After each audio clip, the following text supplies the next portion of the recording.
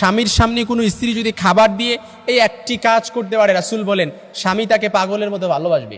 আর ওই সংসারটা যখন স্বামী স্ত্রীর সম্পর্কটা মজবুত হবে, ওই সংসারটাও কিন্তু জান্নাতের স্বর্গরাজ্যে পরিণত হয়ে যাবে। স্বামী স্ত্রীর সম্পর্ক মজবুত হওয়া চাই প্রত্যেকটা সংসারের ভেতরে। কারণ খুঁটিনাটি বিষয়ে যখন স্বামী স্ত্রীর সাথে ঝগড়া লাগে, স্ত্রী স্বামীর সাথে ঝগড়া লাগে, ইবলিস ওই সম্পর্কটার মধ্যে বাতাস দিতে শুরু করে। আর তখনই কি হয়ে যায়, বাতাস দেওয়া শুরু করলে তখন ওই সংসারটা এই খুঁটিনাটি বিষয় এটা বিচ্ছেদ পর্যন্ত গড়ায়। সামনে যখন খাবার দেয়, এই খাবার দেওয়ার সময় একটি কাজ সে অবশ্যই করত, সে খাবার দেওয়ার সাথে সাথে সে কোথাও ছোটাছুটি করতো না।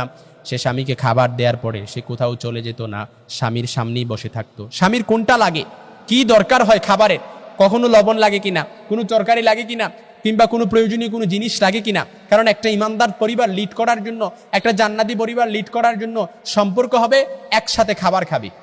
একসাথে যদি খাবার খায় ওই সম্পর্কটা মজবুত হয়, ওই পরিবারটা জান্নাতি পরিবার হিসেবে